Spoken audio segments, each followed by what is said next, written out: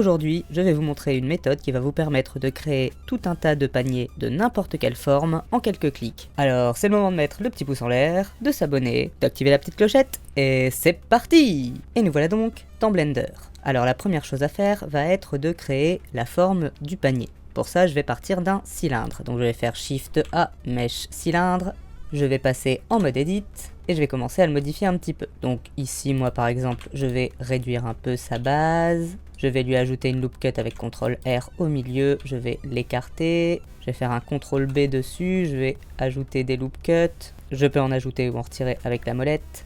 Chaque case correspondra à un nœud de notre panier tressé. Ici en dessous, je vais venir insérer des faces, donc je vais la sélectionner, je vais faire I, je vais faire un GZ pour la déplacer un petit peu vers le bas, je vais la supprimer, X face, je vais passer en mode de sélection par segment avec le raccourci 2 et je vais sélectionner ma boucle et faire CTRL F, grid fill. On a rempli ici avec une grille, alors moi j'aime bien que ce soit aligné, donc je vais faire un CTRL 7 pour me mettre en bas et je vais essayer de bien aligner ici.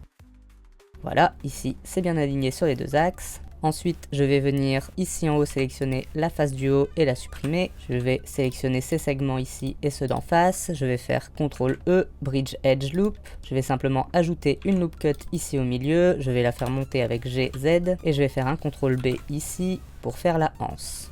Une fois que tout ceci a été fait, nous allons avoir besoin d'un add-on. Donc on va se rendre dans le menu Edit, Préférences, Get Extension et on va chercher l'add-on Extra Curve Object. On l'installe, moi c'est déjà fait. Une fois qu'il est installé, on va pouvoir revenir ici dans notre scène, on va repasser en mode objet, et là je vais simplement faire Shift A, je vais me rendre dans Curve, et on va aller dans le menu Knots qui est apparu avec l'add-on. Et ici on va choisir Celtic Link. Et comme on peut le constater dans notre scène, ça nous a créé une curve autour de notre panier. Donc je peux cacher mon panier de base, et il ne me reste plus que la curve. Si je la sélectionne et que je viens dans son menu, je vais pouvoir modifier sa géométrie, ici dans Extrude, en la remettant à 0, et on va réduire un peu le depth du bevel à 0.02.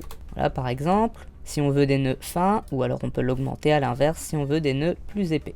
Et cette technique fonctionne avec n'importe quel type d'objet. Ici nous avons obtenu des nœuds en losange, mais si nous avions eu des faces en losange sur notre objet de base, on aurait obtenu des carrés. Par exemple, si je prends un simple cube, Shift A Mesh Cube, que je viens le subdiviser et que je lui fais un CTRL F Poke Face, puis encore un CTRL F Tree to Quad, là on a obtenu des faces en losange. Si cette fois je fais la même opération que tout à l'heure, Shift A, Curve, Knot, Celtic Link, cette fois j'ai obtenu une curve avec des maillages donc carrés. Si je le réduis, on va bien le voir.